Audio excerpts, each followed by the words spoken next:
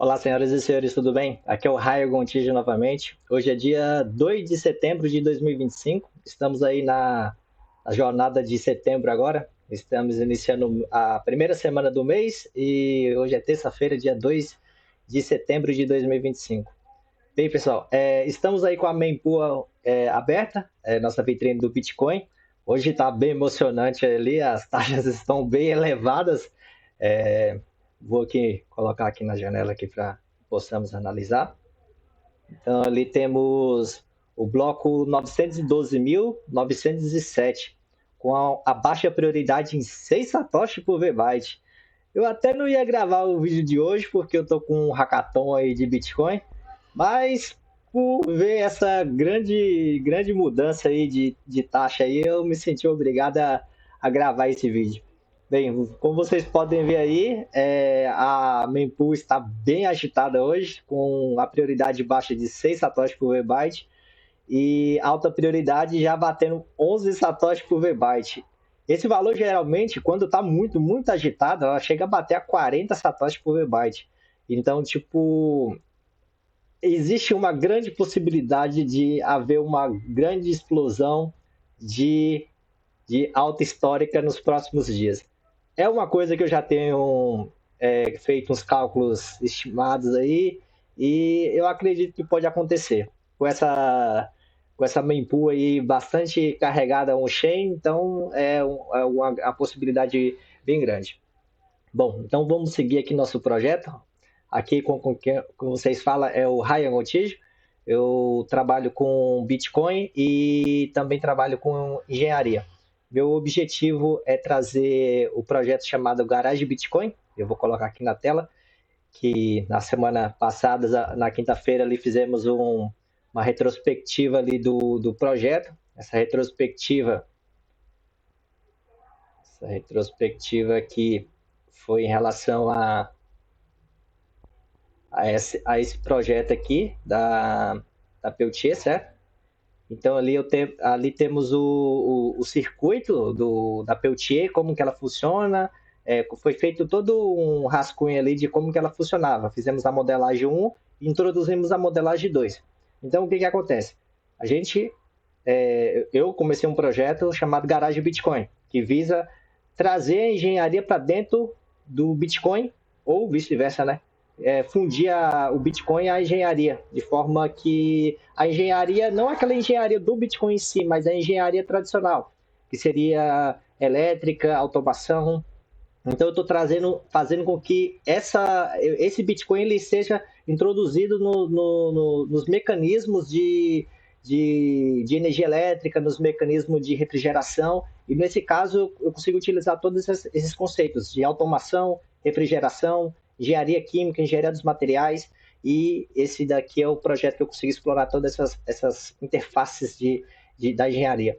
Bem, então na semana passada fizemos ali a revisão, explicamos que havia a modelagem 1, que consistia nesse daqui, e agora eu estou partindo para a modelagem 2. Então, quem não se inteirou do vídeo, peço que veja o vídeo da semana passada de quinta-feira.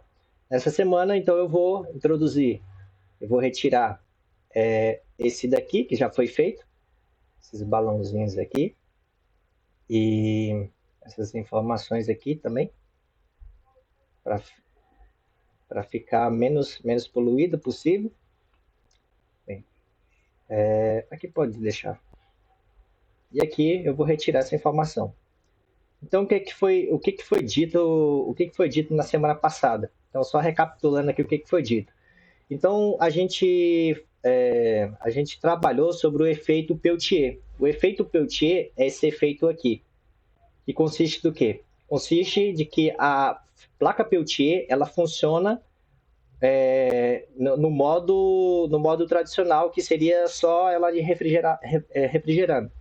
Ou seja, o efeito Peltier, a placa Peltier ela funciona como uma carga. Então, como ela funciona como uma carga, eu tenho uma fonte de tensão, que é essa fonte aqui, uma fonte chaveada, que ela me fornece 12 volts DC controlado, bem estável, o mais estável possível.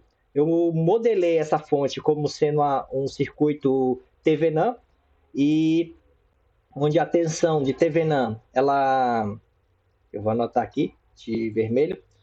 A fonte source aqui, ela representa, deixa eu diminuir aqui a espessura do lápis. A source é esse símbolo aqui, S, ela representa VTH, de TVNAND.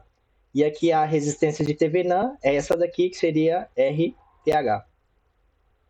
E aí, com isso, eu consigo modelar esse circuito de TVNAND sendo a fonte. E a modelagem da Peltier em si, ela pode ser feita por esse aqui primeiro, certo? Que seria a modelagem desse daqui. E depois eu faria a modelagem número 2, que seria essa modelagem aqui. Então, o que seria a modelagem número 2? Seria acrescentar esse fenômeno aqui chamado efeito Seebeck.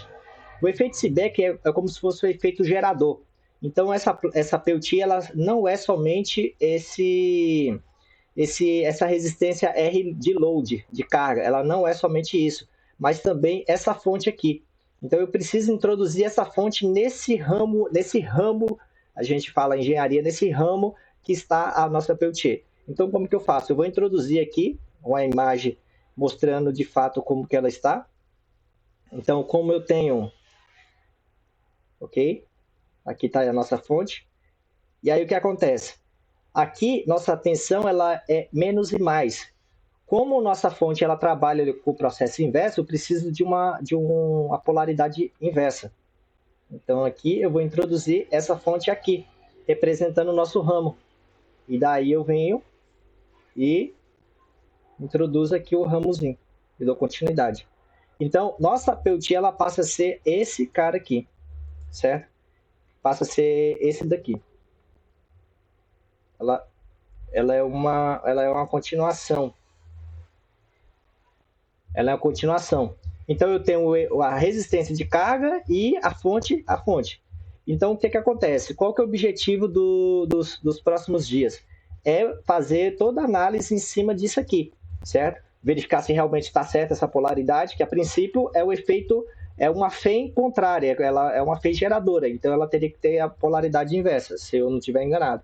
Bem, então eu tenho o efeito Seebeck em relação a essa modelagem, certo? Essa modelagem que eu estou introduzindo aqui. E agora tenho aqui pequenas equações aqui para representar isso, que seria aqui, fonte Seebeck, fonte Seebeck. Estou introduzindo a informação aqui. Que seria o quê? Ou seja, o efeito Seebeck, ele seria essa tensão aqui. Deixa eu ver se eu consigo aumentar essa grafia aqui.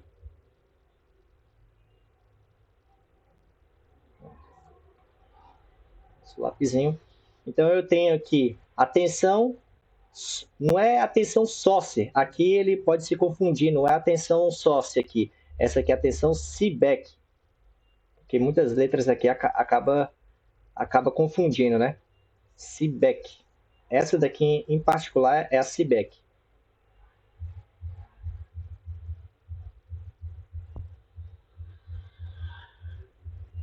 Ok?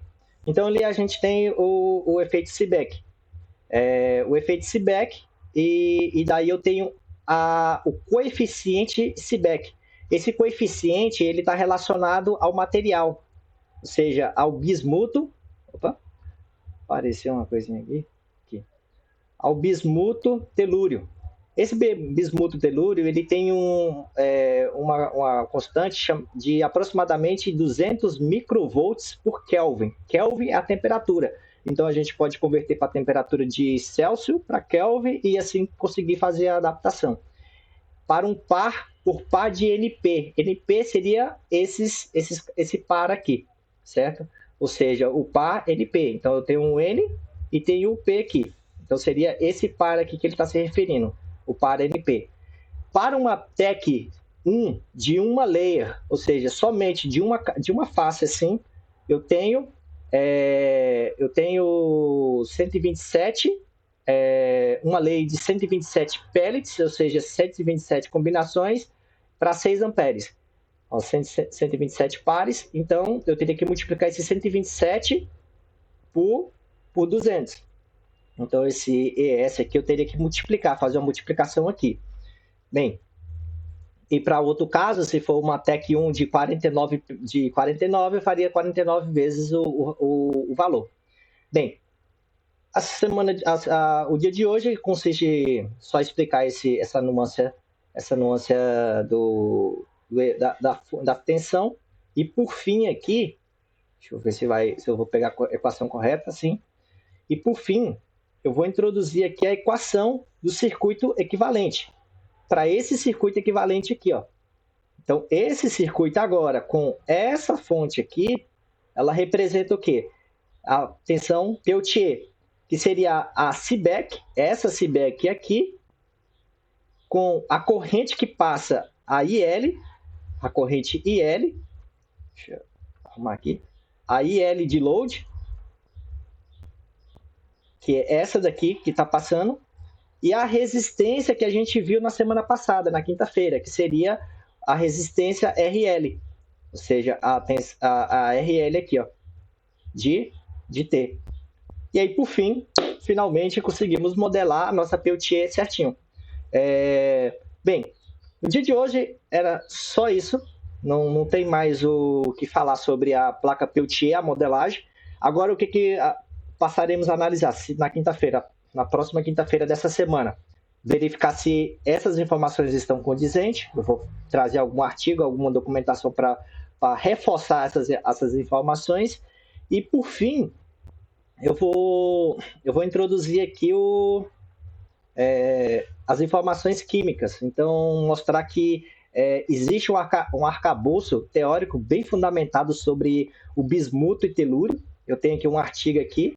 Esse artigo aqui está nessa index aqui, nesse DOI.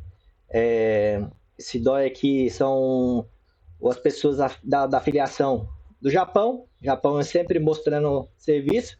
Tem aqui a Polônia, o pessoal da Força Aérea da base dos Estados Unidos e da Polônia novamente. Então, as pessoas aí são pessoas ilustríssimas, certo? Então, aqui temos algumas análises químicas de emissão do telúrio. Então, temos aqui alguns aspectos do telúrio, bismuto telúrio. Temos aqui a emissão, né? E aqui podemos ver o artigo que podemos se debruçar numa outra semana, no final do mês de setembro ou outubro. Então, aqui como funciona o telúrio, o bismuto telúrio, certo? Então, temos um artigo aí para se debruçar nos próximos 2 anos, né? Ou 2 anos e um mês a menos. Então é isso, pessoal. Estamos aí concluindo nossos 15 minutos, sempre estabelecer essa quantidade de tempo para não ficar muito massivo a proposta do projeto. Eu deixo o meu QR Code da camada L2 aí no cantinho. Ele serve para você fazer doação de 50 centavos de dólares, 50 centavos de reais. Se você quiser fazer 1.000 guaranis, 2.000 guaranis, você pode fazer doações tranquilamente, sem problemas. Se você quer fazer doação, não quer vender seu Bitcoin, você pode fazer doação em USDT dólar. Peço para utilizar a camada Polygon. Não utilizo outra camada porque as outras camadas são muito caras e eu peço que utilize a camada Polygon. Meu Ko-Fi fica aqui disponível. Meu Ko-Fi fica disponível aqui em cima. Aqui, o Ko-Fi. E lá você pode encontrar toda a playlist e no YouTube também, né? Eu vou tentar buscar trazer no Gumroad, em outras plataformas também. Eu estou sem um tempo aí agora para fazer isso, mas eu prometo trazer no máximo de plataformas descentralizadas e no Nostrum também ali que eu vou estar buscando, certo?